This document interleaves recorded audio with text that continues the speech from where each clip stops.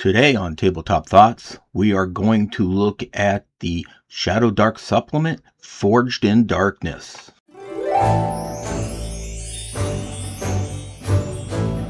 Welcome back to Tabletop Thoughts. Today, I am going to share a Shadowdark supplement that I wrote called Forged in Darkness. It allows for magical research for both wizards and priests, and it also includes a section that talks about equipment quality. So you could have different levels of equipment. The reason I wrote this is because if you look at the wizard spell list, there are 12 spells for levels tiers 1 and 2. So if you have a few different magic users through your campaign where one dies and another one comes along, they're all going to feel very much the same since there is a very limited number of spells. I don't like the fact that looking at the first 2 levels, there is not any spells that are actually like ice. Like there's a Burning Hands and a Magic Missile at tier 1 with a sleep spell. Those are the only 3 that could be considered offensive, although sleep doesn't have to be offensive. Tier 2, you have an acid arrow and web, and even that one is not really, you use it to slow people down, so you do use it in combat, but it doesn't do any damage. At tier 2, the only damage spell is acid arrow. Going through this is a very limited number of spells. So if I wanted to create a wizard, say that was more of an elementalist, maybe he came from a cold area and his spells were all cold based, you do not have anything like that. You could, I guess, take the Burning Hands and just change it so it would do, like ice damage or something like that. But I wanted to expand upon that. And especially when you look at the priest spell list here, they have 6 spells. Well, 5 if you count Turn Undead, which doesn't count against their spell list. So there's 5 different spells at tier 1, 6 at tier 2, 6 at tier 3. They don't get very many spells either, which is understandable because they use weapons and that. But like, if you only have 5 spells, every cleric's gonna feel the same, even though you have different faiths. Maybe you pray to a tempest god, or you pray to a light god or a healing god. Everybody gets the same. So to combat that, I came up with Forged in Darkness. For wizard spell research, magic is not learned, it is stolen. That is the feeling I wanted to get for this. So there are going to be 3 steps for both the wizard spell research and the priest spell research that are similar, but they have different feels to them. The first step was always going to be designing the spell. This is where you sit down with your GM and you decide, hey, here's what the spell tier should be. Here's the effect, the range, the duration. This is where you could go to another source like an OD&D or even 5e, DCC. Find a spell that you like there, and you work with your GM and design it for Shadowdark. Step 2, you research the spell. So what we're going to do is how wizards learn new spells from scrolls, or at least you can. This will allow them to create a scroll, which will be like the first time it is ever created. Some hooks to actually make this into more than just, hey, I spent some gold and here's a new spell, is you can create components that are required to make this new spell. Maybe you need a rare ink. Maybe you need the remains of a certain monster. Once you gather those parts together, seems like here's the time you need, after you have all the parts, you need a day per spell tier, 200 gold pieces per spell tier. That's all the mundane, maybe the paper, maybe the ink, maybe you need some incense, or you need to burn stuff. That's all on top of the special component that you had to adventure to get. And then it requires a check. If you succeed, you've created the scroll and now it is ready to study. Failure, everything's lost and that's it. If you want to try again, you have to come up with the money again, go collect the component again.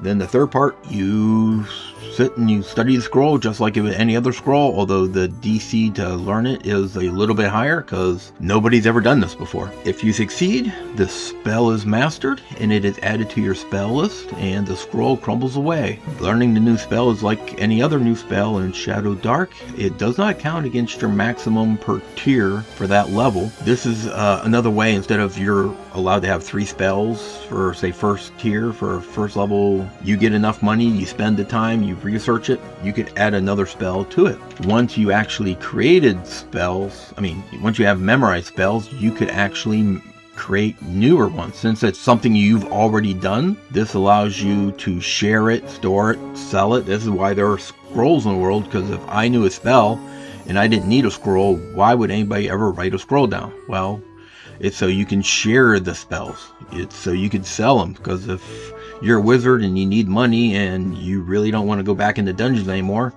maybe you start selling scrolls to fund or maybe you need more money for research. Once you create the scroll, there is a table here that tells you how much money. It is cheaper to create one that you already know, and it is easier. If you succeed, it's created.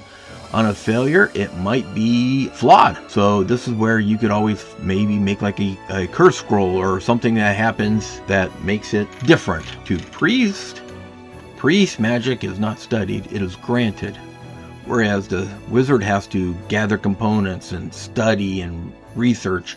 The priest, what you need to do is, you're going to end up doing is going to your god and petitioning for, powers that haven't been granted before. What this is going to do, the same thing for step 1, you're going to define it between you and your GM, what spell tier it is, the limits and stuff like that. Something to take into account for priests that you don't care about for wizards is you're not inventing this, you're asking for it. So it would have to be in line with your deity. You're not going to follow, a god of fire and lava and walk in and be like, hey, can I have some ice spells? That's almost like blasphemy. The other thing is, when you go to a partition for it, when we get to making the partition, you have to have an offering. Whereas the wizard had to go out and search for, like maybe he's making a spell that gives him like the ability to breathe fire, almost like a burning hands, but this is like a fire breath, like for dragons or something like that. It does more. Maybe he needed the blood of a dragon. Here, you're going to need a sacred component, from your god, something that would be special for them. So once you have that, then you have to pray for it and ask for it. We have a ritual time. It's a week per tier, whereas the magic users was quicker because it's all him. This is your asking for something. So this is where you fast, you chant, you pray, you meditate. This takes time, and this will track on a calendar that you stop to do this, that the world around you still may be moving. You do a wisdom check.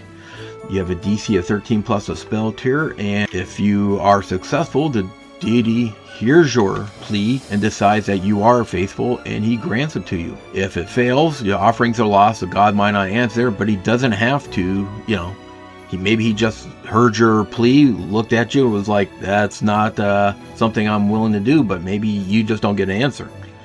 If you fail that check by 5 or more, this is where you have a divine mishap. Something comes out, like you get a zealous mark, your faith is shaken, maybe you have trouble, and I wrote them all down here. So like divine silence, your prayers go unanswered, you cannot cast spells for 1d4 days. So not only did you not get the bell or power that you were asking for, you kind of ticked off your god, and for the next 1d4 days, he won't answer any of your prayers. So at this point, you cannot cast any spells. You might need a test of worth. Maybe you ask for something, your god's like, well, before I'll give it to you, I demand proof. And if you attempt that, then you can, try again. If you fail, maybe done for now. And the worst one here is, celestial attention, a powerful spiritual entity manifests before you to offer guidance and demand a binding condition. Maybe an angel from your god appears and it's like, hey, you have to do this. If you refuse, you're permanently barred from petitioning this, You know, the God's like, if you really want to do this, you will go and sacrifice this creature over here. And if you're like, I refuse to do that, then you will never be able to have that spell. Thought this was all fitting with Shadowdark, where it's nothing is given to you, everything has to be earned, and it allows you to open up and have more spells, so everybody isn't the same 6 spells. If you're a god of, you know, you're a follower of the god of fire, you shouldn't have the exact same spells as the follower of a trickster god or the follower of some like demon type god. You know, it's just everybody's the same, and I was just making this so it would be slightly different. Also in here is equipment quality. So I did this, I got this idea off the internet years ago, I don't even remember, but it is a cool notion that every time you find a weapon, some of them aren't equal. I mean, you go into a dungeon, like when you think of Lord of the Rings, when they find those weapons in the troll den or whatever you want to call it, their lair or whatever like that, you could find, maybe you find a nice weapon forged by dwarven masters or by elven blacksmiths that are better than normal weapons that you find. Is it magical? No, because if you say it's a magical weapon, now you give it the ability to, say, hurt creatures that are immune to normal weapon damage. So this really isn't magical, it's just better than standard equipment. So having Mastercraft, this is like the finest weapons ever made. Sturdy would be a really nice weapon. Maybe this is something made for, like, you know, a prince or a king. You know, these didn't come from the greatest weaponsmiths ever, but this is the best that the small community can make. Standard are just common functional weapons. Faulty, this is just kind of stuff you find maybe in a dungeon somewhere. This weapon's been laying around, it's become rusted, it's poorly maintained in that. And then ruined is just junk. You know, you have a sword that you break the blade off of it, it's kind of useless. Could you still use it? Yeah, I mean, if it broke off and there's a sharp pointy end to it, you can still kind of use it, but at that point it is not very useful. You can use it, but it's not the best, and well, as you'll see, I added where it might have like defects. Like if you're used to swinging a sword that has weight and you're missing most of it, maybe you accidentally swing, you put too much force in it and you hurt yourself or do something else. So I made a weapon quality chart where they have ruined weapons really only do your dex or strength modifier and damage to a minimum of 1, because, you know, if you have a sword and it's dull and broken and stuff like that, you're still going to be able to hurt somebody with it, but you're not going to do much damage. Also apply this to shields and armor. That's some of the best armor made compared to something that's awful. To account for this, maybe add some additional AC, you know, and if you have a Mastercraft, you know, suit of armor, maybe the attackers roll damage at disadvantage because your armor is so well designed that the blows almost glance off its design, so when somebody hits you, it almost pushes the force away. I also have this property called reliable that I added on. You can do this with weapons or armor if it has the reliable. If you suffer a critical hit, you can actually degrade the quality of your item. So somebody hits you with a critical hit and you are hurt and you're like, man, that could kill you.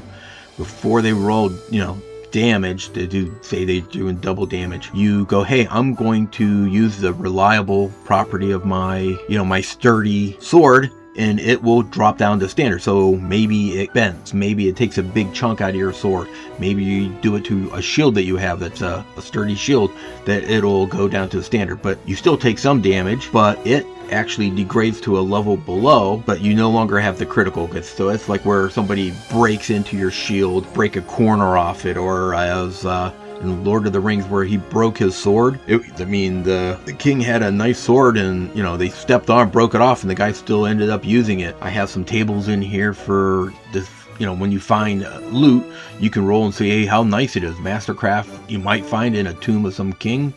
You might find better stuff. Most of the time you're going to find standard, maybe faulty, maybe a little sturdy. I have some rules in here on how to repair your equipment and how to repair Mastercraft stuff, which normally isn't enough. It's going to be a quest. If you have something that is like an awesome sword made by the best dwarf blacksmith, you're going to have to probably find credible dwarf blacksmith, somehow get rare materials. You're going to do you're going to owe him a big favor, all this kind of stuff. So put in there about fitting armor, because if you find armor in a dungeon, maybe it's too big, maybe it's too small, especially if it's something really nice you want to keep, you should be able to pay to have it fit to you. And then I have in the back of it some quick reference just to show off, you know, so you don't have to flip through the whole book. Everything is listed in these tables. There's arcane mishaps that can happen, and then there's the priest mishaps that can happen, and then all the different reliability and stuff like that.